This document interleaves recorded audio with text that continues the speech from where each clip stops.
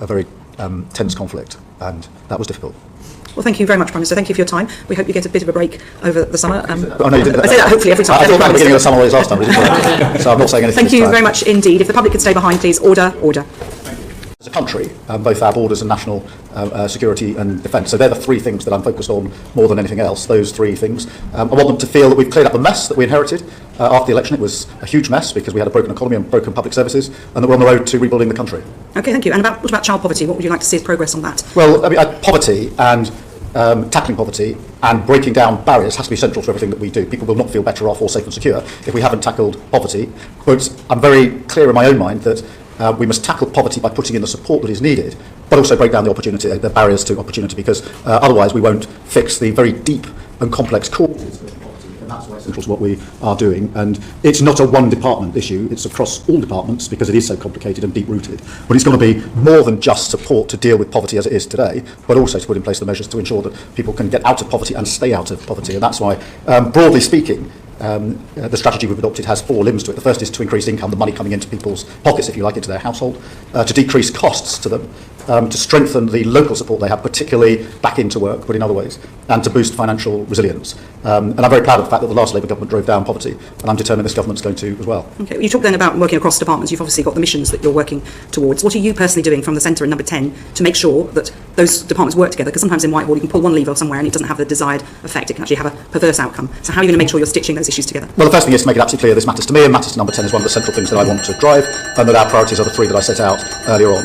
Two, to put in place the cross-departmental working, which is often the most difficult bit, and then to set up the relevant task force for child poverty. Obviously, we've set up a designated task force to look specifically to child poverty, to devise our strategy, and that reports in, so I have oversight of that, so that everybody can see it's a number 10 Prime Minister priority in what we're doing. And it would be your aim to see child poverty reduced by the end of the Parliament? Oh, yes. Thank you. Yes. As I say, the last Labour government got child poverty down, and I want to get child poverty down. Thank you. Florence Esheloni, MP. Thank you, Chair. Thank you, Prime Minister. You mentioned that child poverty is central to that. For every child to be lifted out of poverty, Prime Minister, will you agree that they need to live in a safe, warm, secure home? Remember the tragic case of Awab Ishaq, the 2-year-old that died in Rochdale in, frankly, unsuitable and uninhabitable conditions of damp and mould. And it's welcome that the new government has set its priority on tackling this issue. Prime Minister, when this new regulation is highlighted and brought in later this year, are you confident that this legislation on tackling damp and mould will be enforceable? Yes, I think it's really important, and thank you for highlighting it, because it was a terrible case, that in this country, in these times, anybody could die in those circumstances. So that's why we made the pledge to put it into law. We put it into law, and we will.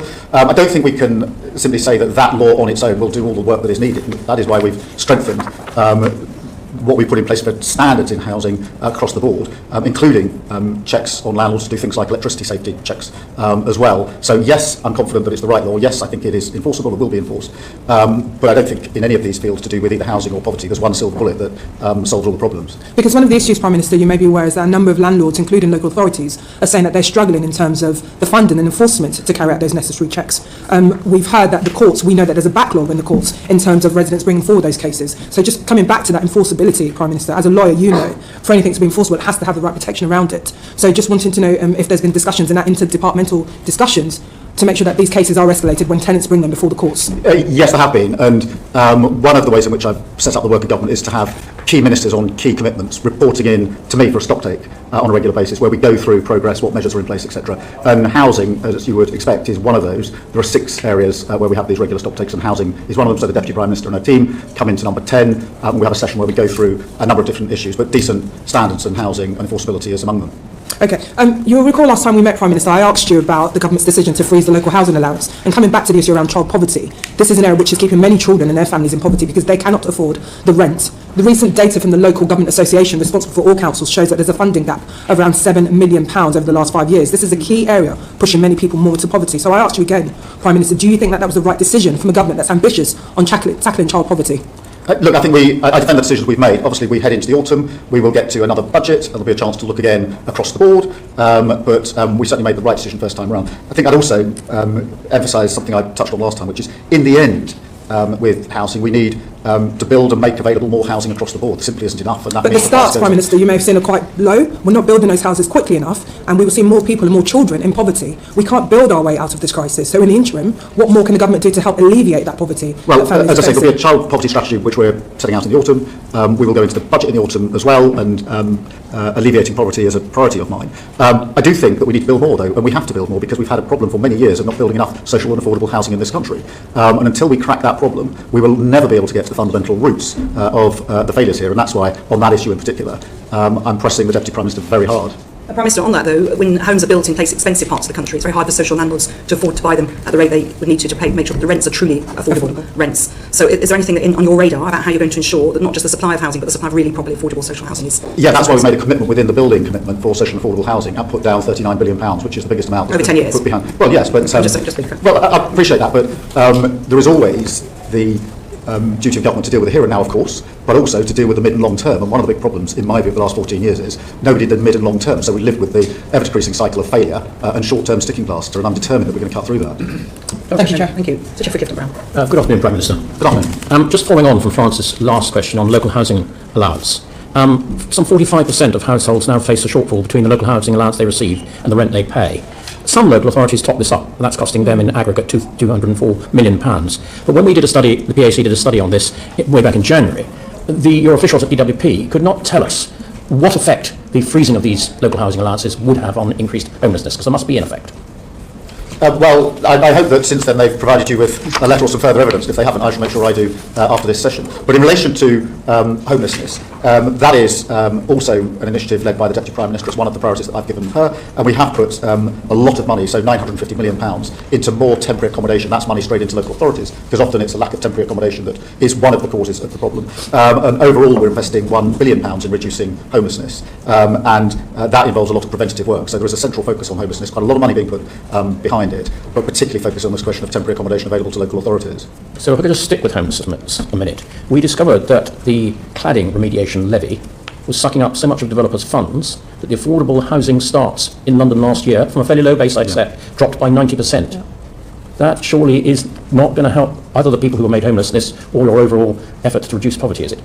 No, and we need to drive that up, and that's a problem we've identified and are working on. Obviously, we've got to do the necessary work on cladding. That's got to be financed, but you're absolutely right. We need to turn that number around and drive it up, and so the Deputy Prime Minister is across all these issues of housing.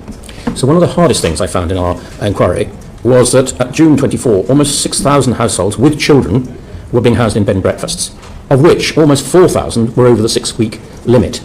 I just ask you, Prime Minister, to imagine what it's like living B&B with children, especially over when you're having to get out probably at 9 o'clock in the morning and not come back till 6 o'clock in the evening.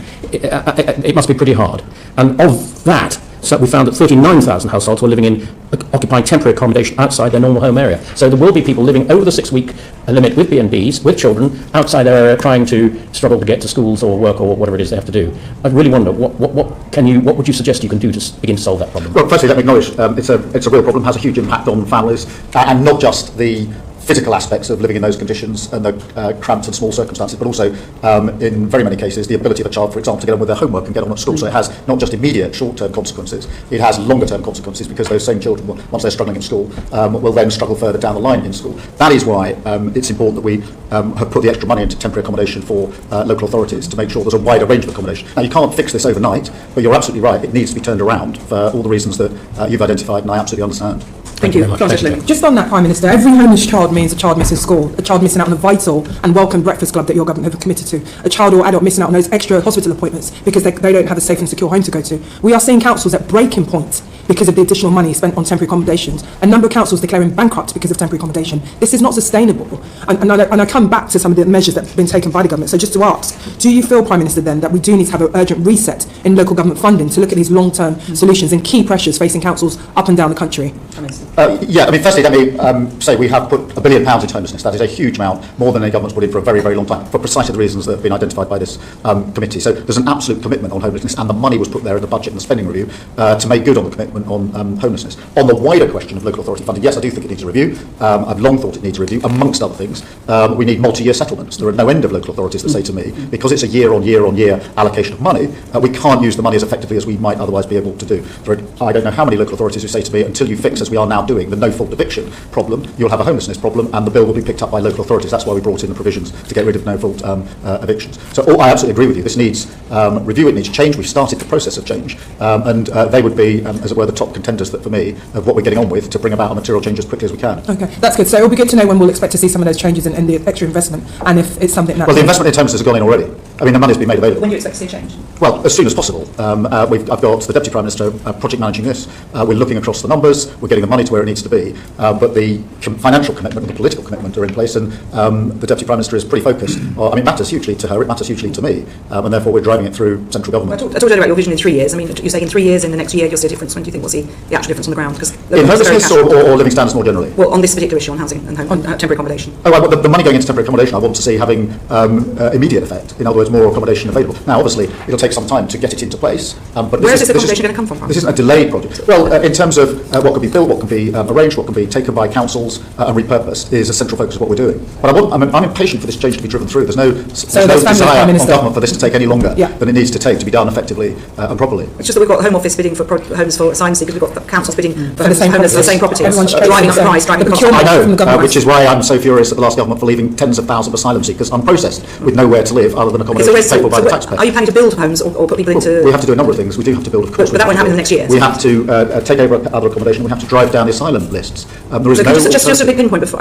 What other accommodation precisely are you planning to take over to provide temporary accommodation for families? Oh, there's lots of housing in many local authorities that can be used, and we're identifying where it can be used. But I mean, have you got any examples you can give us? No, but I'll write in and give you details. I would say certainly in a number of our local authorities, picking up from around the table, there isn't a lot of spare housing available. If there were, councils would be able to be dealing with it by now. Well, exactly, which is why leaving a huge tens of thousands of unprocessed asylum seekers that need to be housed is a huge problem. So you'll be putting homeless families into those hotels? No. We're looking at what accommodation is available, and I'll make sure that we send a detailed letter. Okay, well, we certainly look forward to receiving that detailed note. Councils will be breathless waiting for it. Helen Hayes, MP. Thank you. Good afternoon, Prime Minister. My committee has just completed an inquiry on children's social care, and as part of that inquiry we heard really devastating evidence from care-experienced young people who experience a cliff edge in support at the age of 18. So, for example, a young person told us how she had to give up her A-levels because she had to work in order to pay rent to keep a roof over her head. I hope you would agree that that is a choice that no young person should have to make. And as a consequence of that evidence, my committee's recommended that young care-experienced people need more support at the age of 18, both with accommodation and with their living costs, to stop them being trapped in poverty for a lifetime.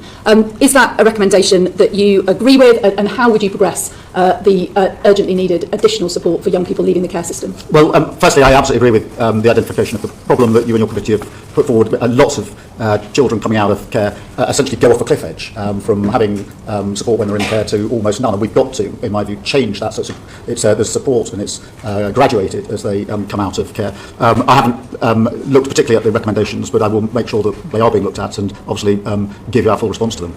Thank you. So we welcome very much the government's commitment to Youth Guarantee to support young people into education, employment or training. But we are really concerned about some of the additional barriers that young care experienced people face, often as a consequence of trauma that they've suffered earlier in their lives. And the evidence that we've seen would point to the government's decision to withdraw universal credit from under 22-year-olds as having particularly harsh impacts on increasing poverty amongst care experienced young people. Our report recommends that group of young people, actually numerically a very small group of people, are removed from the exemption, from the decision to withdraw universal credit so that they can still access that support when they need it.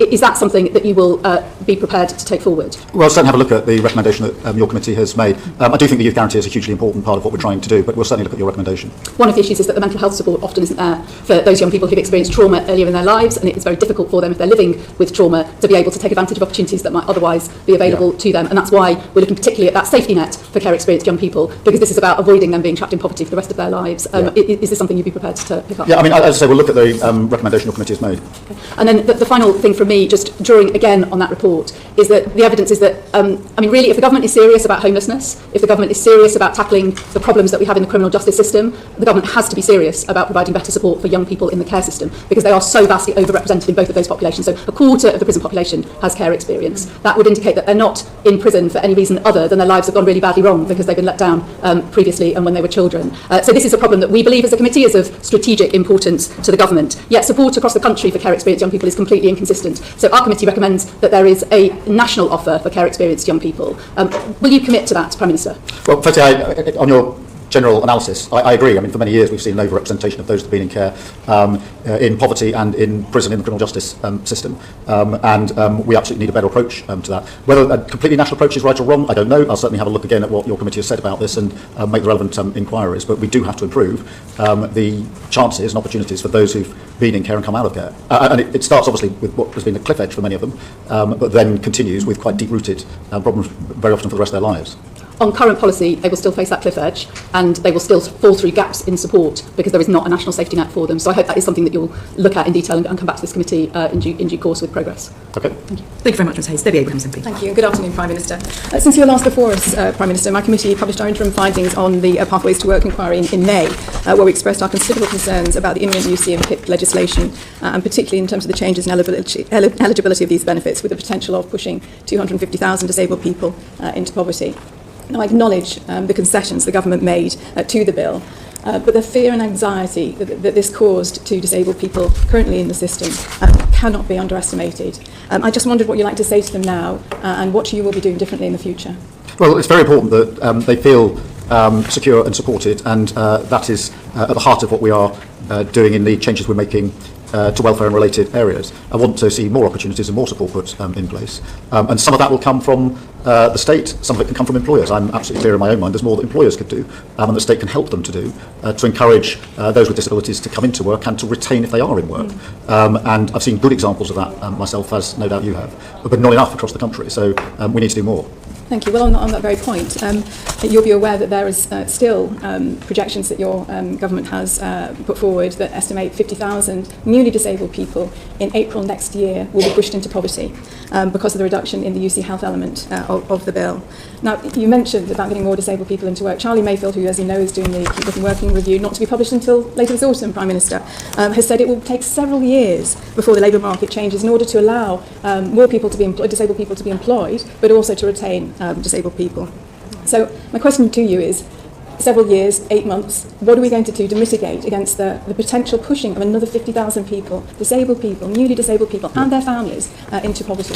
Well, I think the Mayfield report is coming in the autumn with the final recommendation, so we obviously need to look at that piece of work, and that is focused, as you know, on what employers can do. I don't accept that everything is going to take years. Some changes do take years, but not all changes take years, and we have to do work in the interim to give that support to those with disabilities. What specifically had you in mind, given that we've had a disability employment gap for, well over 10 years? Well, I think there's a lot of work can be done with employers to encourage them to take on and to retain. That doesn't need primary legislation. I've seen pilot examples of it across the country, which I'd like to see many more of, that have been very, very successful. So, yes, I accept that if you want to pass legislation, it'll probably take some time.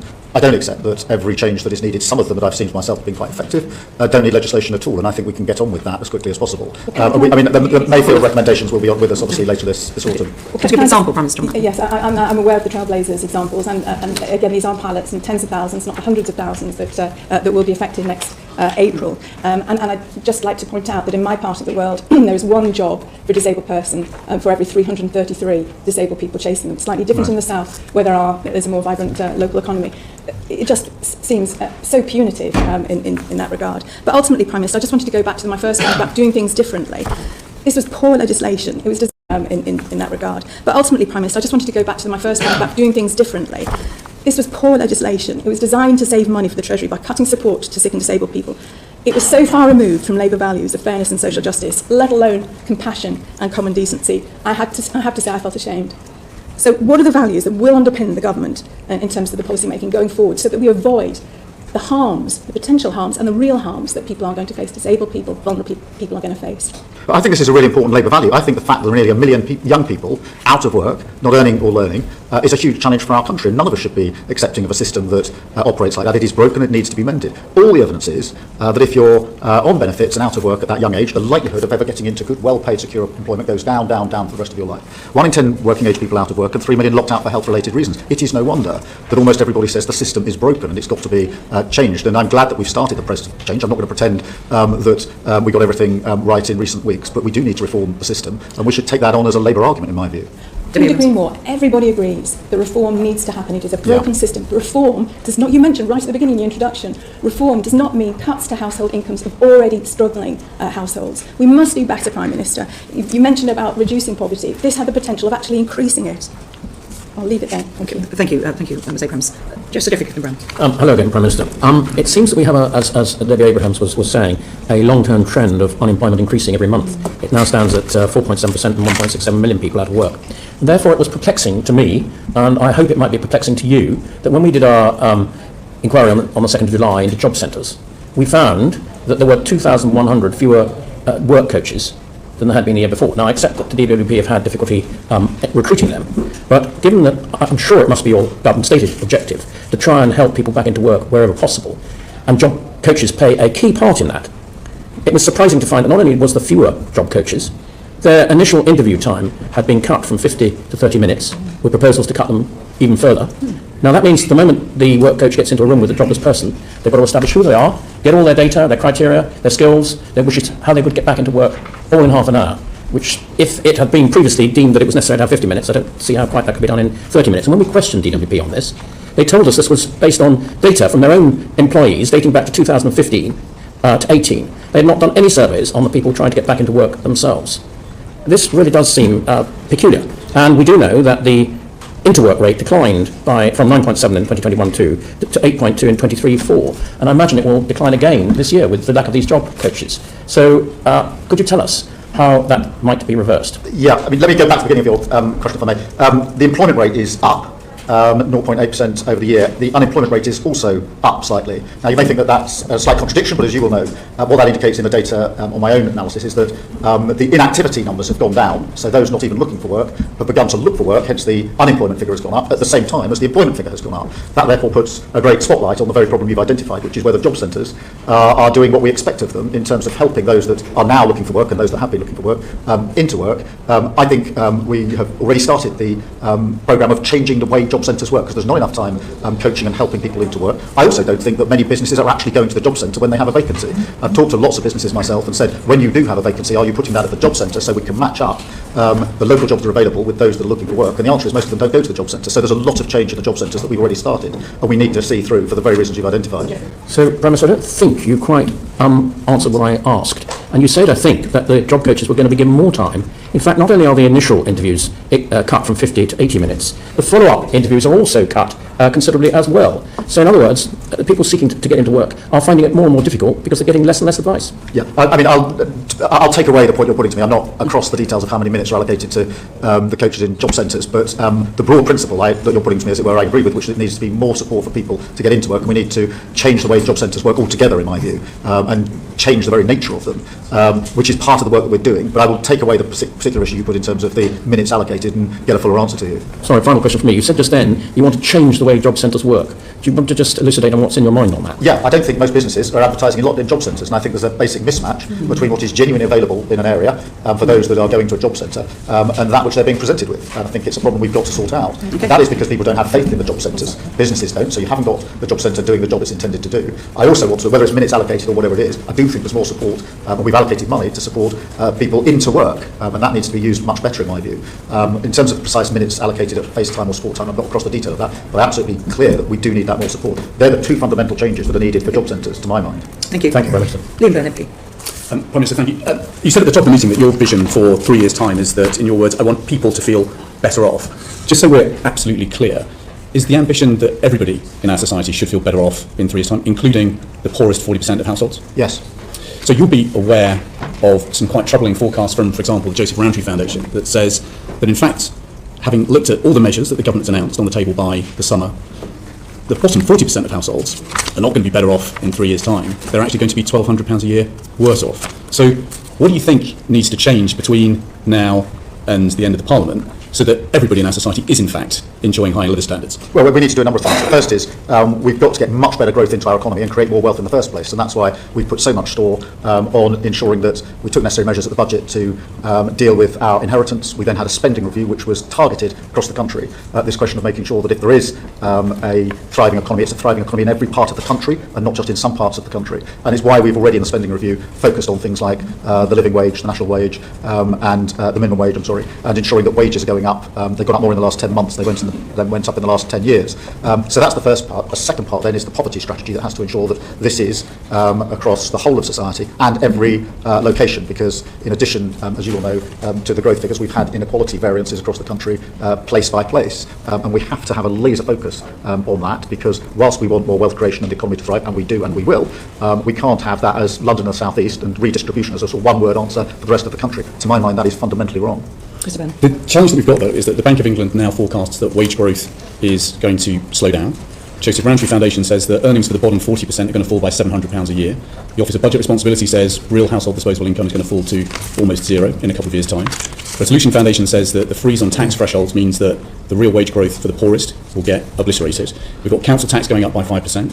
Food going up 4.5%, we've got energy bills up 10%, water bills up 26%, and Joseph Rowntree Foundation says that for those coming off fixed-term mortgages, they're going to be paying on average £1,400 a year extra by the end of this Parliament. Similarly, poor picture and outlook for renters. So we've got taxes and bills that are rising faster than wages. So the question remains, what else do you think is needed over the next year or two so that everybody is enjoying higher living standards by the time of the next election? Well, if I just concentrate on two aspects of that. Firstly, the income side and then the cost side. On the income side, obviously, we've already pulled the lever of increasing minimum wages, which is on average, I think, about £1,400 extra into everybody in effectively 3 million of the lowest paid, above inflation increases for standard rates of universal credit. And then on the other flip side, if you like, free childcare is coming on stream from this September across the board from 9 months through to school starting age. Free school meals are being rolled out, breakfast clubs are being rolled out, limits on what you have to pay on school uniforms, and warm homes discount is £150 per household. That's gone from 3 million to 6 million households for this winter. So I do think there are things that government has done and will continue to do. But in the end, the central focus has to be on creating more wealth and making sure that we have a growing and thriving economy. That's been the single biggest failure of the last 14 years, which is we haven't had an economy that has grown in any significant way. These are all important steps forward, but having reviewed everything that you've just announced, the Resolution Foundation said that the poorest half of households, by the time of the next election, will still be £200 poorer than they were last year. So the question remains, over and above what you've announced, what else do you think is needed in order that everybody in our society is enjoying high living standards in a couple of years' time? I think we need a central poverty strategy, and we're putting that around the child poverty strategy, which we're rolling out in the autumn. But you could cut people's taxes. I mean, if we taxed investment income in the way that we do work, if we tweaked up capital gains tax so that it was fairer, there would be enough money to deal with the fiscal pressures that we forecast and deliver a big, bold working class tax cut, just as they delivered in Australia. Surely that should be an idea that remains on the table going into the budget. Well, I'm not going to be tempted to start speculating on what might or might not be in the budget. It's going to come in the autumn. We will get the forecasts. The Chancellor will set out her decisions according to that forecast, but I'm not going to be drawn into speculating on what that might be at this stage. Well, Chair, the Prime Minister didn't rule that out, so I'll take that as a win. Well, for a long 6 months, because no Prime Minister or Chancellor ever says in the budget. Every day there'll be a story saying doesn't rule out. Okay, well, absolutely, Prime Minister, we're very aware of that. Mr. Barclay. Thank you, Chair. Prime Minister, you've just been at pains to point out to Mr Byrne how much you're spending on different things. In May, the government had the second highest borrowing since records began, with only peak COVID in May 2020 being higher. Sorry, I missed the middle word there. In May, your government borrowed the second highest amount since records began, £17.7 billion you borrowed just in the month of May, and only peak COVID in May 2020 was higher. Do you expect borrowing this year to be higher or in line with forecast at the budget? Oh, in line with forecasts, and there have been monthly fluctuations, usually for global reasons, as you'll have seen in a number of other countries. But we have also obviously got our overarching fiscal rules in place, which are ironclad, one of them relating to borrowing as a proportion of debt. So tomorrow we will get both the June figure but also the figure for your first year in government of how much you borrowed. You're expecting that to be in line with what was set out in the budget? Well, I'll see what the figures are tomorrow, and there have been, I think every month this year there have been fluctuations, broadly driven, and I think generally accepted as driven by events that are happening globally, almost people being tracked to them day by day. But I want to be in line with the forecasts. We've got the fiscal rules in place to ensure that we are in line with the forecasts. Well, the spending decisions you've been talking about weren't global factors, they're national decisions. At the spring statement, the OBR found that there was a £14 billion deterioration in the fiscal forecast, the fiscal outlook from between the budget and the spring statement. Industry analysts are predicting a similar amount of deterioration ahead of the budget. Again, is that something that you would reject? Well, my experience so far has been of different predictions, almost on a weekly basis as we get into the final stages of the budget, which is why I think it's important to see them over a slightly longer term and see what precisely those forecasts are when we get to the autumn. And I don't say that frivolously. I mean, I was very concerned only a few weeks ago when the conflict in the Middle East looked like it was going to escalate rather than de-escalate. I was very concerned about the impact that would have on oil prices and on our economy as a result. And therefore, I do think it's important for us to see this over a slightly longer term. I mean, we're tracking it as you people would imagine, accept very, with very slight closely. variations. What I'm trying to tease out is whether there's a trend, and you're rejecting, for example, pretty widely accepted industry analysts that there's an expected further deterioration. For example, ING had predicted a further 14 billion. You're saying that's quite wide of the mark. Well, let's see what the OBR's forecasts are in the autumn. Right. As I say, my experience is that those forecasts change on a pretty regular basis, often according to external factors, and trying to guess now what the forecast might be in the autumn is fraught with all sorts of difficulties. Fine. In terms of consistency then, given other things change, is it reasonable to say, with regard to the fiscal headroom that you set out, that as a point of principle, you feel that there should be a reasonable amount of fiscal headroom? Yes. And you took measures to restore the headroom in the swing statement. Was Yes. that because the fiscal headroom you put in place in the budget was too insufficient? No, I don't think so. I generally point out that the fiscal headroom we put in the budget was considerably more than the last government put in their last budget, by some measure. But then there was a lot of fluctuation in the early part of this year, particularly with conflicts in different parts of the world, but also with the immediate after effects of the tariff decisions that were being taken, for example, in America, had an impact. And it was right, in my view, and the Chancellor's view, that we retained the fiscal headroom. Okay, so even though the headroom at the budget was insufficient and you, in my view, rightly took measures at the swing statement to restore it, the OECD are wrong when they said last month, again, pointing to how thin the fiscal headroom is. Again, you feel both industry analysis is incorrect, and you see warnings from the likes of the OECD as incorrect in terms of suggesting it is way too thin. No, I'm not saying they're incorrect. I'm just saying I think it's important for us to look at it in the round and over the slightly longer period. I do think it's important to have that headroom, which is why we put it in the budget last autumn, and why in the spring statement we took the duty, to put that headroom back in, which is what we did. The OBR found that of 21 forecasts that they have done since 2010, all but one of those was overly optimistic. Are you confident that the OBR forecast under the budget will not be over-optimistic this time? Well, I don't know. I mean, look, that's a matter for the OBR. They make the forecast. They're there for a purpose. And we obviously take what forecast they put in place and act accordingly. Okay, what I'm interested in is decisions you have taken, for example, on welfare, where the IFS, I think, put the figure to over 3 billion, on winter fuel, where your own government figures put the cost as an additional 1 billion. There will be known pressures from decisions you have taken, which will be coming in the forthcoming budget. And what I'm interested in is the trend of a fiscal headroom which was insufficient, and you've already had to take measures to restore it. Warnings of that and warnings from industry. And again, without getting into writing a budget ahead of October, I'm interested in the trends and whether you're concerned. No, I mean, I around those am, Stephen. You've been in this position preparing for budgets, and you will know the experience, which is that there are forecasts that, as you lead into a budget, in the end come on a weekly basis and fluctuate week to week. Literally, and therefore my experience of the budget and the spring statement is to focus intensely on the forecasts when we get them and prepare for them now according to our fiscal rules, which is what we're doing. Well, you would accept that the size of that we're talking about is more than mere fluctuations? Well, I mean, look, back in the autumn, the OBR predicted one thing. By the spring, it predicted something else. By autumn, they will give their prediction going forward from there, and we have to work from that forecast. So that's been consistent in a deteriorating line. That's the concern. It's not been fluctuating and getting better for some other time. It's been consistently deteriorating. Well, different forecasts forecast different things. Nobody forecast that we'd have the highest growth in the G7 for the first quarter of this year, but we did. And I'm pleased about that. And I think the measures we're taking can create the conditions in which we can improve on that in the autumn and the budgets thereafter. Okay, so optimism, Prime Minister, for the future as well. Of course. Okay, thank you very much. Dame Caroline Dinage. Thank you very much. Good afternoon, Prime Minister. 86% of charities say that they are seeing an increased demand for their services. Meanwhile, fewer people and fewer corporations are actually donating to charity, and their overheads are going up. What's your government going to do to support charities? Well, it is important. I think over half of the charities have been exempted from the national insurance rises. We are looking at what we can do on sort of business rates, etc., for charities and put in the support that they need. That's it. Well, there's probably other things as well, and I'll write to you with further stuff. I mean, you say that half of charities have been exempted from the national insurance contributions, but there are 44,000 registered charities that have an income over £100,000, and the National Council for Voluntary Organisations reckons the next increase is going to put their payments at 1.4 billion. You know, these are the organisations that you said when you came into this room. You said tackling poverty is central to everything we do. These are the organisations that are doing just that in our constituencies. They're tackling poverty on the ground. They're feeding people. They're running hospices. Your next hike is one of the causes of the decline. 30% of them say they're cutting staff. Isn't it time to offer just a blanket carve-out to charities? No, I don't think it is. But in terms of the point you make about charities in all of our constituencies working hard in these areas, I completely accept that. And one of the things that we launched last Thursday was the Civil Society Covenant, where we got many, many thousands of charities together and did what we promised in opposition, which was to bring the government and the charities together in a partnership through that covenant and demonstrate to them the sort of work that we can do together. I have to say, they felt that that was the first time it had ever happened with a government prepared to work with charities in that way. It was a very good thing, very, very well received, and an example, to my mind, of the sort of partnership working we're going to have in this country. We're going to bring around the change that we need to bring about in the speed we've got available, because we have to always remember we inherited both a broken economy plus broken public services. No government's inherited that combination for decades upon decades and decades and decades, and that's a very difficult working environment. But you're now attempting to break our charities. I mean, just this month, Marie Curie Hospice in Liverpool closed their inpatient unit permanently. Your civil society covenant won't put charities on a good financial footing by itself. You need to offer them a carve-out for this national insurance rise. I mean, quite simply, it is breaking them. 30% of them say they're cutting staff. Only 50% of them now feel positive about the future Prime Minister. Can't you do something? Well, it is important just to bear in mind why we had to do what we did on national insurance. We looked through the books and we found £22 billion missing.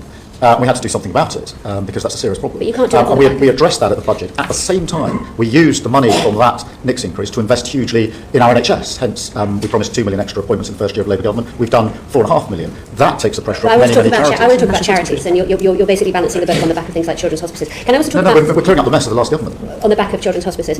Charities that also depend upon individuals giving generously. Do you know which is the most generous constituency in the country? No. It's Sheffield Hallam. 1.9% of income of the average... Congratulations to Sheffield Hallam. I know, great, right? Do you know which are the least three generous? The least three generous are Kensington and Bayswater, Chelsea and Fulham, and Holborn and St Pancras, Prime Minister, each at around about 0.5% of their income, about half of the average of the country as a whole. Now, we know that you and your colleagues aren't averse to being on the receiving end of a little bit of philanthropic giving. How would you persuade people in wealthy areas like yours just to dig a bit deeper? That's the first time I've been presented with those figures, but clearly in Holborn and St Pancras and other places we need to up our game, and we will do so. So have you got a plan to promote philanthropy? Well, the first I hadn't seen that readout of figures by constituency before. Not just in your constituency, across the country. What can we do to encourage corporations and individuals just to support charities a bit more?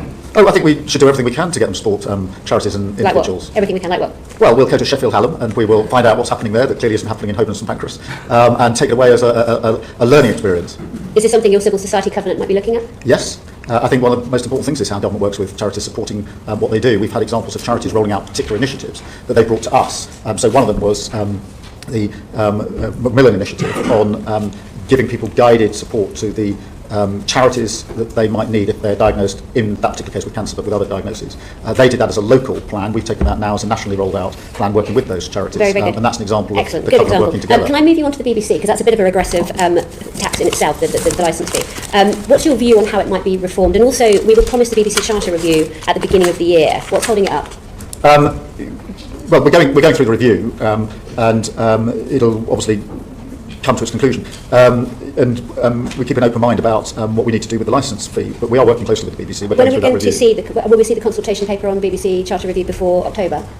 I don't know off the top of my head, but I'll certainly write to you and let you know. Well, in December we were told it would be early in the new year. A fortnight we were told it would be later this year. So I will try and get a more accurate date for you. Do you know what's holding it up? No, I'll try and get you a more accurate date. Okay. Okay, thank you very much, then Caroline. Ruth Cadbury MP. Thank you. Good afternoon, Prime Minister. In answer to questions on poverty earlier, you acknowledged the need that earnings growth and economic growth has to happen across every part of our country. Now, away from large city centres, people who don't have access to a private car are dependent on minimal and sometimes non-existent local bus services to get to work, training, take their children to childcare, and to get to affordable shops. In the Transport Committee inquiry on buses, we've had evidence that to our inquiry that 56% of small towns in the southwest and northeast are complete public transport deserts, and that this lack of buses impacts on the growth of those small towns. So how is the government going to ensure that its current bus reforms actually close the gaps around the country in the way that is happening in Ireland, and that the buses bill doesn't just prevent more decline in the inadequate status quo? Well, firstly, I think I'm right in saying more people use buses than any other form of transport, and therefore it's hugely important, particularly in rural areas, but just across the piece. And there is a direct correlation between that sort of travel and building a local economy, so it's vitally important. We did invest a lot of money in the budget in buses, and the spending review set out, I think it was £900 million of investment. But there's also, in direct answer to your question, I think a number of other measures that we've taken that are important. Capping at £3 the bus fare until March 27 is really important. But equally, in the bus services bill is the socially necessary services, because it's not just the price, it's the route. And too many times in the past have been examples of profitable routes having too many buses and non-profitable routes not having any buses at all. So having that provision in is very important, as is the expansion of the ability of local representatives, mayors, but also other local authorities to take more control over the buses in their area, all of which I think will change the landscape here. It's true that the buses bill is changing the governance structures, and it's also true that socially necessary routes are identified.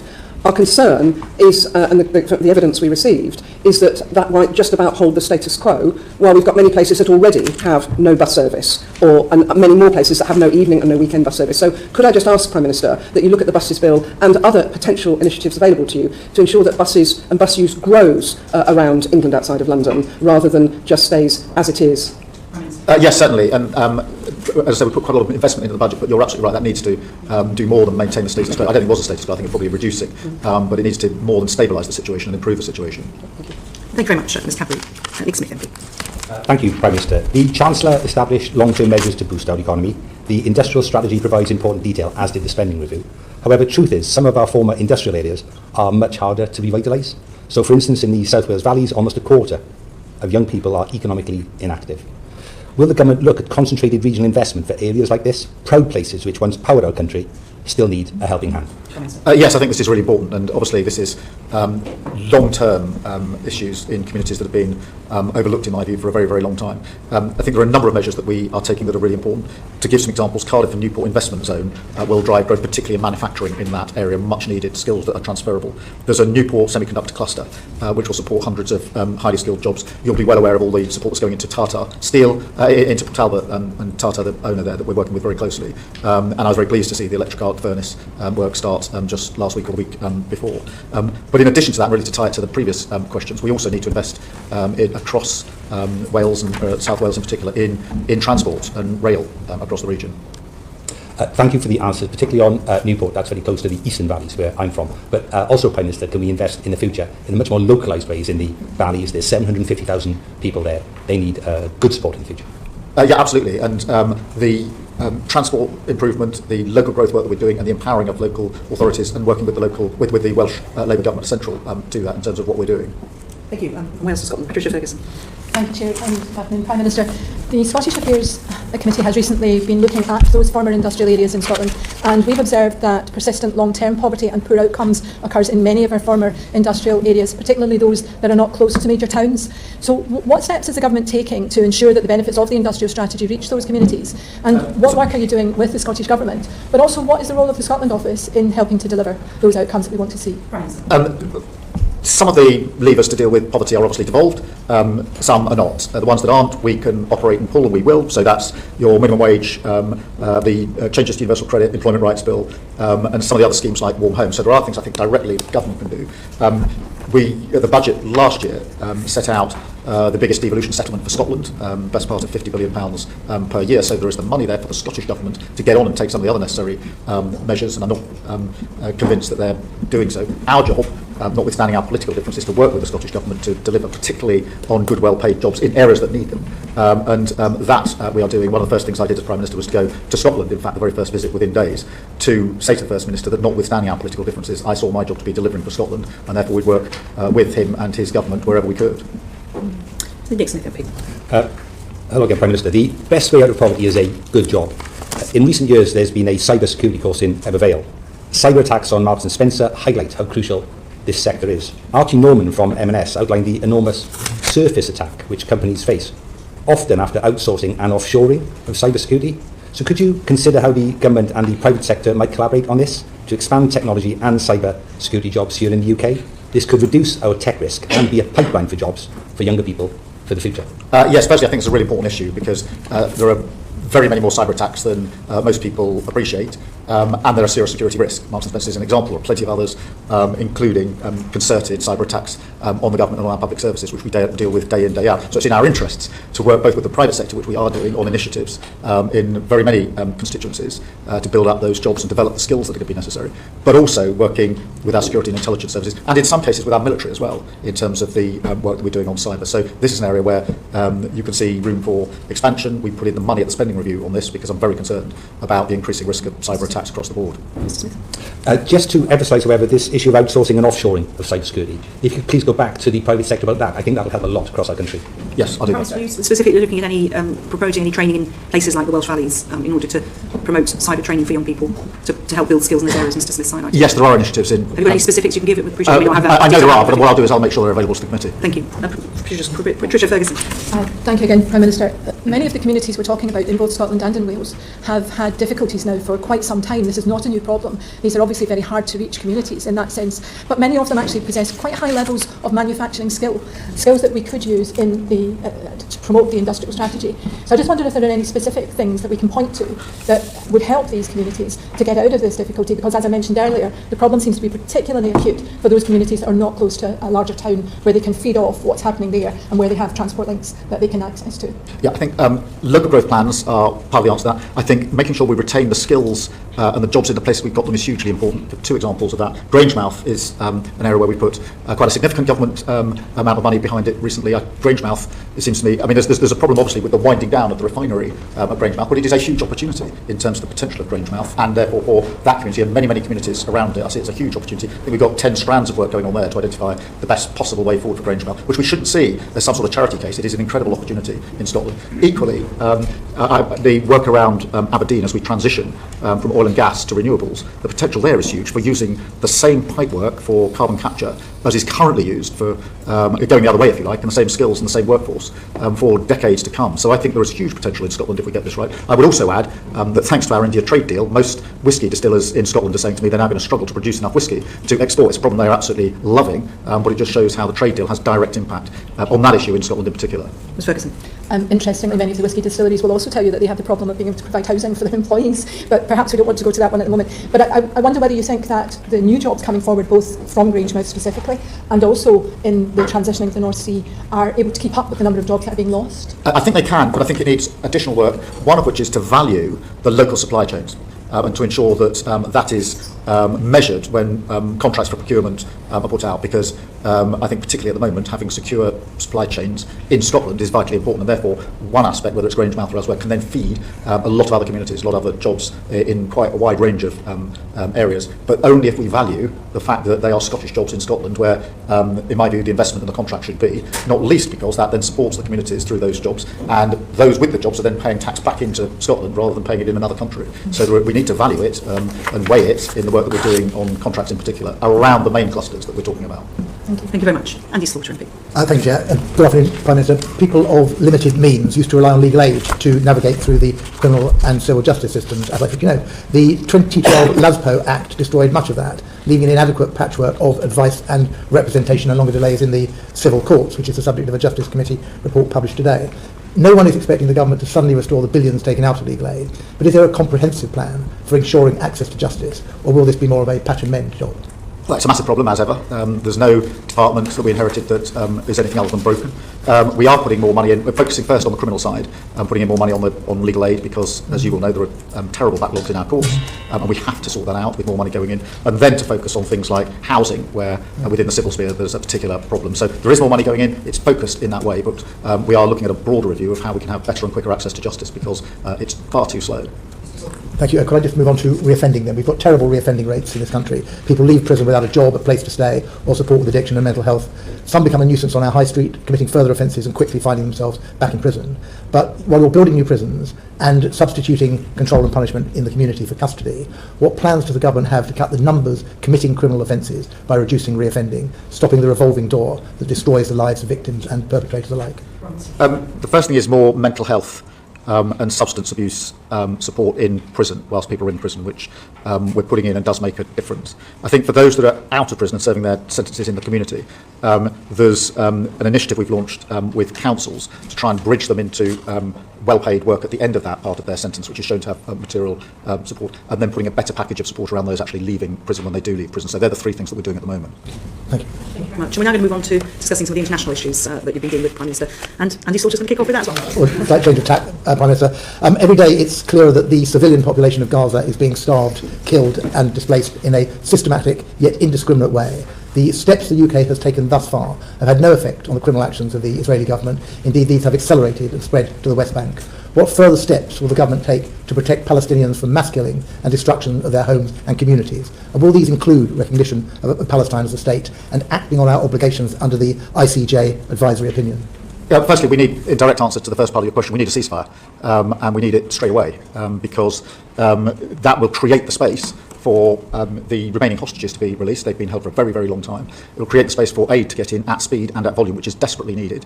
And equally importantly, create the space for a political process, which, to my mind, is the only long-term way to get a sustained peace in Gaza, and we mustn't forget what's happening in the West Bank as well. I do think, in answer to the second part of your question, that it is important that all countries, including ours, play a leading part in bringing about the peaceful settlement that we want. And obviously, on the question of recognition, we are and have been for a long time committed to that as part of the process, as a contribution to the peace process at a time most conducive to the prospects of peace. We are working with others on how we get from where we are now to a two-state solution, which is the only viable option to my mind. And I think that we need to use the coming weeks to push further on credible plans for the next phase of Gaza. If we get to a ceasefire, we need to push past that and on to better regionally supported reconstruction efforts and supporting of the Arab plan. And I think we should play a leading part in that. I think, if I may, you began by talking about ceasefire, which is absolutely right, because that is the sine qua non here.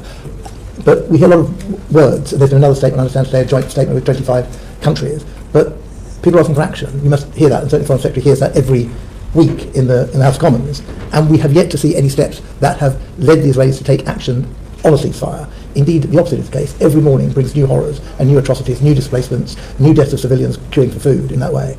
And they're looking to you and to this government to try and provide something which makes that ceasefire happen. What will that be? Firstly, let me be clear. The situation on the ground in Gaza is intolerable on so many levels.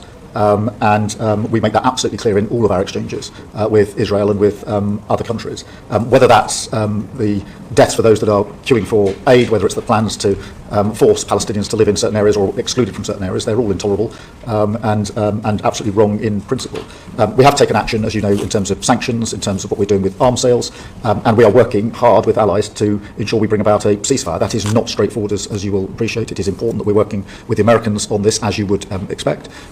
But we need to get to that ceasefire to create the conditions for everything else that needs to happen, and we'll continue to do so. It is a really important part of the work that we're doing on a day-to-day basis. We should have responded to the over a year to that issue. Well, I mean, there's a lot in it, and we're working through it, and we will respond in due course. Thank you very much. Dana Leconbury. No one can deny that our relations with the Europeans are a lot better than they were a year ago. It's much warmer. We've had the state visit of Macron, we've had Chancellor Merz and his new treaty, we've got the E3, we've got a European summit that was a great success. So since we're on a roll, what are we going to do next? If we can agree food standards with the Europeans, at the next EU summit, can we agree some others? Can we agree something on medicines or chemicals or anything else, really? Well, first, I do think we made real progress. I'm pleased that we have. We said we would reset relations with our partners in Europe, and we've done that for a successful summit in May. And that had 10 strands to it, including an SPS agreement, which will mean lower prices in supermarkets across the country, but also really important work on defence and security. In addition to that, we've led with the French, the coalition of the willing, which has shown our ability to pull allies together in response to the conflict in Ukraine. And that strong E3 nucleus, if you like, we had, as you say, Chancellor Merz here last week, President Macron the week before, and that core E3 is now much stronger than it's been for some considerable time. In answer to your question, I think the summit is to be a yearly summit, and it's iterative, and therefore it's not just to monitor what we have agreed, it's to go further. I would like to take up your example of medicines, to do more and more medicines. There are other areas where I think we could and should go further. I think many creative people who are crossing borders for their artistry, their music, whatever it may be, on a temporary basis, they're not going to another country for any significant period of time, are still finding it too difficult to get in and out of the country. And I hope we can make some progress there. They're not the only areas, but these are common sense changes that we can make to our arrangements with the EU, which had, it might be very little to do with the vote in 2016, and whereby we're setting the mood in Europe, we now have a chance of going further. And what would a better relationship look like in terms of defence with the European Union? We need, firstly, to ensure that the commitments to spend more are common across Europe, which I think we are doing. We certainly achieved that at the NATO summit. But then we need to do more than that, because if we're going to spend more on defence, we need to cooperate and coordinate in how we're bringing about capability. That was intensely part of the discussion with the Chancellor of Germany last week and with President Macron, which is how do we three countries in particular coordinate? So you'll have seen when President Macron was here, we agreed on nuclear for the first time. We would look at how we might coordinate better. I'm absolutely clear in my own mind that NATO has been the cornerstone of our peace for decades. If it's to continue to be, and it's our duty to make sure that it is, it requires some more heavy lifting from the Europeans. And that is why I sort of led from the front in trying to get others into the place of cooperating, coordinating more on the capability. We can learn a lot from Ukraine. A lot of capability was made available to Ukraine, but actually it wasn't as useful as it could have been, because in years gone by there wasn't that level of coordination. I think we can fix that now. So can I ask you just about something else in relation to defence, and I think we have to ask you about this, about that shocking data breach for Afghan. I wondered, do you think there was a better way in which the previous government could have dealt with the data breach? Do you think that a super injunction was the right way? Do you think there was a better way of dealing with it? It was a a shocking inheritance. We inherited the breach, we inherited the injunction, and we inherited a secret scheme. A number of us were quite uncomfortable about that, in answer to your question, which is why we set up the review to ask the question, is it necessary for these arrangements still to be in place? The RIMA review, and that produced an answer which was no, and therefore the injunction was lifted. But we put in place other measures, as you'd expect, to ensure that data is more securely held in the MOD. But it was it was a breach we inherited. And I think the Defence Select Committee is looking at it now, and I hope that members of the previous administration will appear before that committee and give their recommendations. I just want to it took a year to unpick this super injunction. Can you give us any more information about that timeline? Yes, it was a very complicated review, and having got into a situation where lives were potentially at risk, I wanted the review to be as careful as it could be. So you entered the review because you were uncomfortable with the super injunction, yes. But you wanted to know what the impact of removing it would be. Of course, because that was a risk assessment which held people's lives in it. Decision made on entry to government? Well, pretty soon afterwards, yeah. Briefed, in the first brief as Prime Minister, not to leave the opposition, to be clear. I wasn't briefed as leader of the opposition. To be fair, it wasn't offered to me, but to be fair to the last government, they did offer me briefings on most things. As it happened, they didn't offer a briefing on this, but I'm not complaining as such I didn't get offered it, but to be fair, I did get offered briefings on a quite regular basis. Jim Warren. Thank you very much, and good afternoon, Prime Minister. The Science, Innovation and Technology Select Committee published its report into social media misinformation and harmful algorithms this month, and basically identified that the online safety regime, which this government inherited, is not fit for purpose. It's unable to tackle... But we found that the online safety regime, which this government inherited, is not fit for purpose. It's unable to tackle the spread of misinformation, and it cannot keep British citizens safe online. So can you promise my committee and everyone whose lives are impacted by the viral spread of algorithmically amplified misinformation that the ongoing discussions on a trade agreement with the USA, or for that matter the forthcoming visits of Vice President Vance and President Trump, will not prevent you from taking the action which is so urgently needed to keep British people safe online from misinformation? I'd say two things about that. Firstly, obviously the next tranche of protection of the Online Safety Act coming into force imminently, and we need to look at how effective they are. But I do agree with you that we need to go further than that, and in all of our analysis here and the work we're doing, we have to focus on our national interest, what we need to do to keep our citizens safe, and also to make sure our electoral system and democracy works effectively, because I was very worried last election about misinformation, and I'm very worried about the potential for misinformation in future elections in this country. Thank you, Prime Minister. The Online Safety Act specifically does not address misinformation. That was clear. But there are provisions coming on harm, which come into force imminently. Then Caroline Tynage. The BBC, it's the most trusted news brand around the world, and yet financial pressures have seen where they cut services, where the BBC World Service cut services, they get backfilled by Chinese state media in Russia today, and that actually has a direct positive impact on favourability towards them. I just wanted, Prime Minister, do you agree with the Minister who said to my Select Committee that the BBC World Service bolsters national security and global security? And if you do you think more government departments should contribute to fund it? First, I do agree with the proposition. I think the World Service is really important. I also agree that whether it's in broadcasting or other areas, there are other states that are more than happy to step in if a gap is left. I somewhat have the funding arrangements for the World Service, but I can't put my finger on it at the moment. But we do need to make sure that we protect the World Service for those very reasons. It is massive. Sorry? The message has been increased, but that was enough. It's a constant school. The inflation that they're sort of facing in some countries is like 30%, and the increase is very tiny. And in countries like Liberia and Lebanon and Kenya, where the BBC World Service has pulled out, Russia today and Chinese state media have backfilled. So it's just really important to put that on your radar. No, and I take that away, but I agree with the basic proposition that other countries are very quick to step in if we can. One tiny quick question. Will there be a Department of Culture, Media and Sport after the next reshuffle? Yes. Minister, at the beginning of the session you set out what you want the country to look at. You've obviously answered a number of questions about how you might achieve that. You also had a lot of discussion about shake-ups at number 10. Do you think, given what you've laid out and the challenges that the country faces, there may be a benefit to bringing in ideas from outside number 10 and Whitehall, and how are you proposing to do that? So, I think there's always room for bringing outside ideas into number 10, whether that's from the private sector, particularly those that are running businesses, whether it's from our mayors and local representatives across the country, whether it's from making better use of parliamentarians. I think there's always room for improvement, bringing in the ideas of others. I think that where people have experience on the ground, it is invaluable to hear what they say about what we are doing, we're proposing to do, and to take that on board. You were in front of Christmas, you've done 5 months, now you've done a year.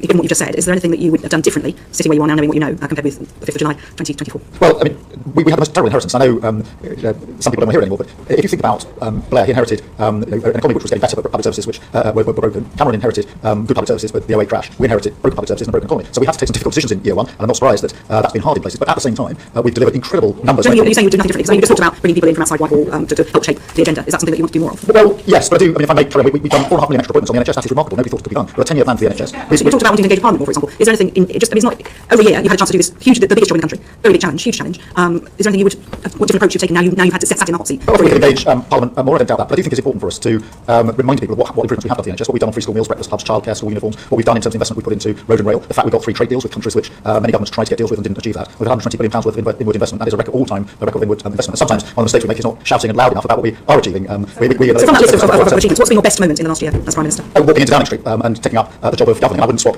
a single day in government for years and years in opposition. And what about your worst moment in the last 12 months? Every Prime Minister has challenges, both good and bad. What's the most difficult thing you've had to deal with? The worst thing was when my brother died, which for me brings the private and the public into a very tense conflict, and that was difficult. Well, thank you very much, Prime Minister. Thank you for your time. We hope you get a bit of a break over the summer. I said hopefully every time. Thank you very much indeed. If the public could stay behind, please. Order. I should say transcript should be available hopefully tonight, not tomorrow. Thanks for please. Thank you.